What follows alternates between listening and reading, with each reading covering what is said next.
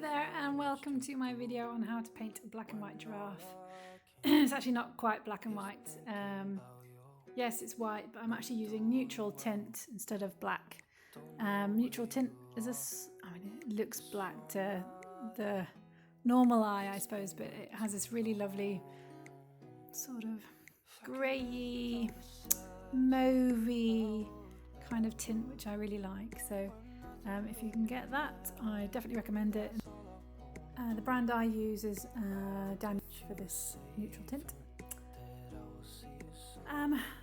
What you'll have seen me do here is I've wet the paper to start off with because I wanted to do a wet on wet technique. So I used a large brush just to wet the paper, and then I went on with my neutral tint, just shading in some of the areas where the biggest shade areas are.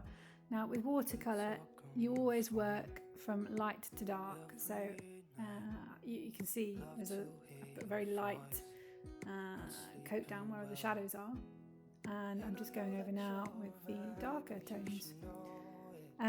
This giraffe is a copyright-free image that I found from unsplash.com, which is great for finding some free photos to use as inspiration.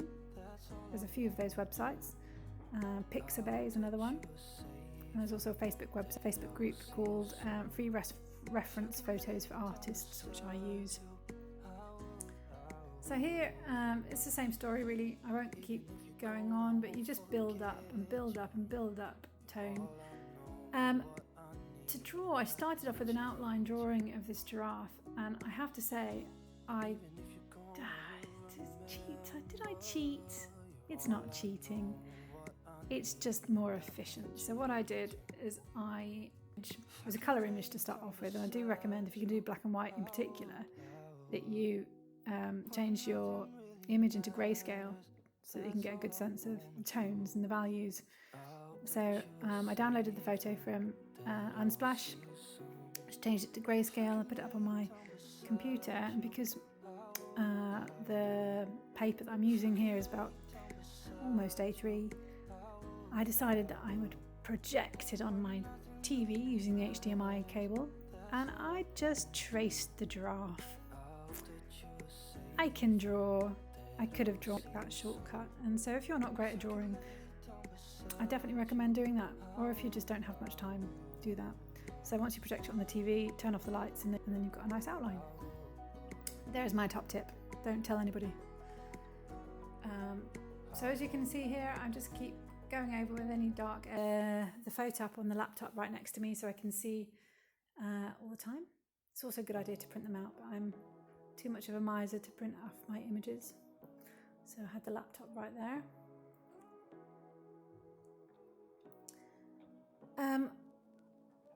I think I'll leave you to watch it by yourself because you can kind of see what I'm doing. Just keep on adding more and more tone. The watercolour always dries lighter, so where I think I've gone quite dark, it's not quite dark enough, and so I just add another layer until it gets to the depth that I would like.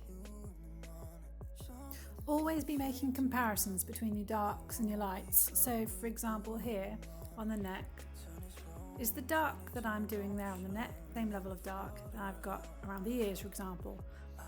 Does the nose need to be darker to match the same colour and the depth of tone as on the neck? So that's how you do comparisons. Always compare to the photo and compare between the facial features as well.